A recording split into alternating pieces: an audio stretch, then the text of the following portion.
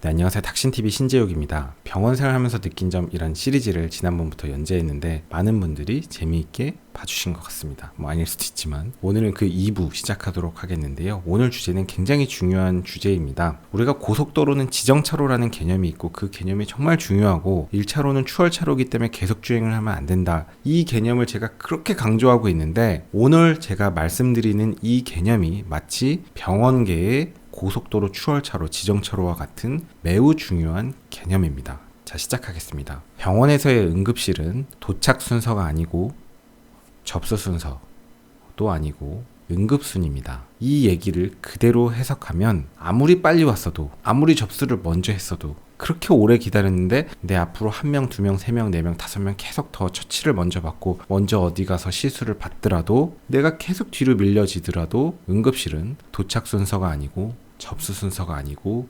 응급순입니다. 결론적으로 치면 응급실에 응급 환자가 아니라면 별로 할 게 없다는 거죠. 달리 이야기하면 관심 못 받고 대접 못 받는다고 볼 수도 있습니다. 이 개념은 응급실이라는 개념을 이해하고 나면 사실은 충분히 그럴 수 있다라는 걸 받아들일 수 있는데 일반인들은 사실은 이 개념을 좀 이해하지 못한 경우가 많기 때문에 응급실에서 화를 내거나 소리를 지르거나 여러 가지 문제가 생기는 경우를 많이 보곤 합니다. 응급실은 초응급 질환, 뭔가 응급하게 처치가 이루어지지 않으면 예후가 나쁜 질환을 빠른 처치를 해서 시간을 확보하기 위한 어떤 패스트 트랙 같은 개념입니다. 우리가 응급 중에서 정말 초응급이라고 하는 게 대표적으로 우리 일반인들도 아는 거 협심증 있죠. 심장마비.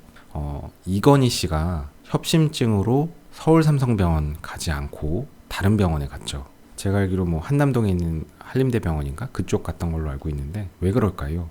저도 그 정확한 정황은 모르겠지만 방구석에서 제가 뇌피셜로 이렇게 생각하는 바로는 초응급이기 때문에 일원동에 있는 서울 삼성병원에 가는 것보다 바로 가까운 병원으로 가는 게 원칙이기 때문입니다. 소위 얘기는 협심증, 초응급 질환은 약간 이렇게 진료 지침을 보면 도어 투 니들이라는 개념이 있습니다. 이게 진짜 그냥 아주 초응급 질환의 대표적인 건데요. 도어투 니들, 진짜 그냥 문 열고 나와서 시술대에 올라가서 니들, 바늘이 찔러갖고 이제 펑쳐드는 그 순간까지의 시간, 외래를 통해서 진단받고 처치를 할 시간이 없는 질환들이죠. 이런 질환이 정말 응급실에 적절한 질환입니다. 이런 환자들이 응급실에 계속 오면 우선순위로 처치를 받게 되고요. 응급하지 않은 환자, 그러니까 당장 이루어지지 않는다고 해서 예후에 전혀 상관이 없는 질환들은 계속 후순위로 밀립니다. 그래서 정말 1분 1초를 다투는 초응급 질환의 경우는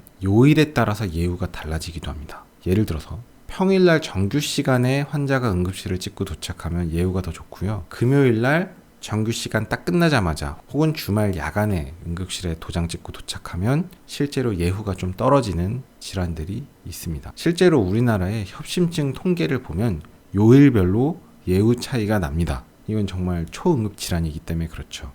신기하죠. 근데 예를 들어서 초응급 질환이 아닌 경우는 요일 따라 예후가 다를 수가 없고 도착 시간 따라 예후가 다를 수가 없는 겁니다. 상식적으로. 그거는 시간이 중요한 질환이 아니니까요. 저는 학생 때 가천대학교 인천에 있는 길병원에서 실습을 했었는데 아직도 기억이 나는데 유레터 스톤이라고 우리가 요로결석이라고 하는 환자분이 있었는데 이 요로결석이 통증이 이제 심한 경우는 굉장히 심합니다. 아직도 기억이 나요. 어떤 남자분 한 40, 50대 남자분이었는데 제가 막 죽을 듯이 아파갖고 고래고래 소리 지르고 죽으려고 하시더라고요. 보호자가 이제 난리가 났어요. 여기 사람 죽어가는데 왜 아무도 안 오고 처치 안 하냐. 요로결석이 있으면 혈뇨가 나오고 소변으로 피가 좀 나오긴 하지만 피라는 게 정말 액티브 블리딩이 아니고 그냥 현미경으로 볼 때 좀 피가 조금씩 나오겠죠. 그 추려갖고 바이탈이 흔들리려나?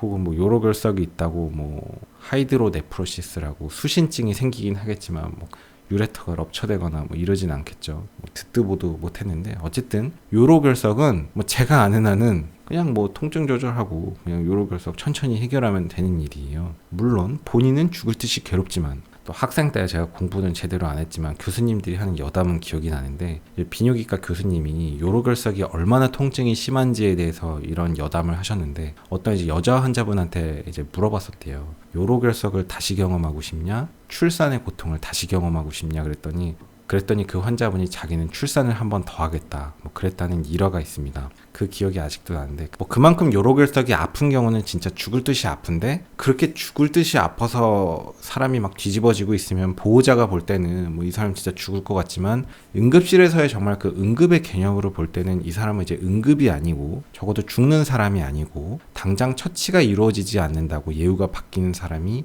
아닌 겁니다. 실제로 응급실에서 이렇게 고통스러운 환자에게 아무것도 안 하진 않았을 거고요. 그냥 통증 조절 정도 해줬겠죠.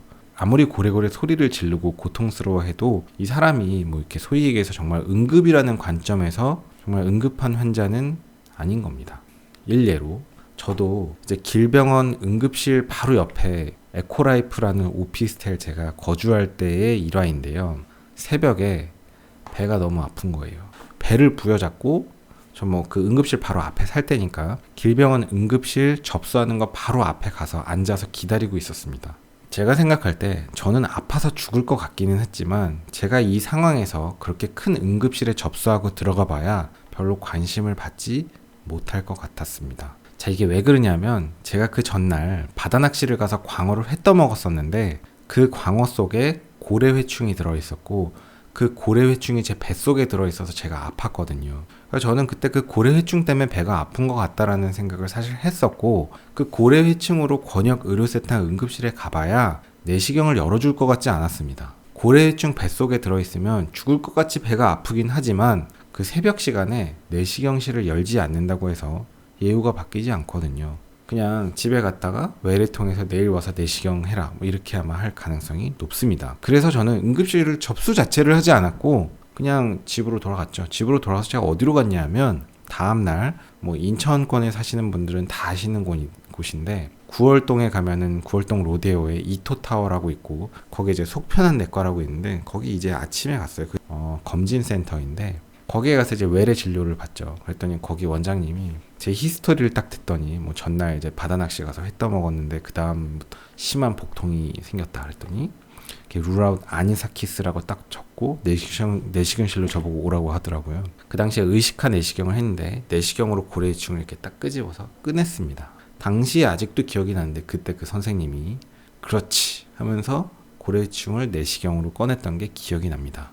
결국 고래회충을 먹고 제가 배가 죽을 듯이 아프긴 했지만 그거는 응급실에 가봐야 대접받지 못하는 질환이거든요. 실제로 바이탈이 흔들리지 않으니까요. 그래서 저는 응급실에 접수조차 하지 않았습니다. 이게 무슨 상황인지 이해 가시나요? 그래서 여러분이 응급실에 가셨는데 먼저 접수했고 먼저 도착했고 내 앞으로 많은 사람들이 시술을 받고 더 많은 관심을 받더라도 너무 소리 지르지 말고 너무 화내시지 말고 그 응급실의 시스템을 이해를 하셔야 됩니다. 응급실은 접수 순서가 아니고 도착 순서가 아니고 응급 순입니다. 오늘 내용 정리하도록 하겠습니다. 응급실은 도착 순서가 아니고 접수 순서가 아닙니다. 응급 순입니다. 응급에 따라서 예우가 달라지는 질환이 무조건 우선순위고 응급에 따라서 예우가 달라지지 않는 질환은 우선순위가 아니고 뒤로 밀릴 수 있습니다. 계속 뒤로 밀릴 수 있습니다.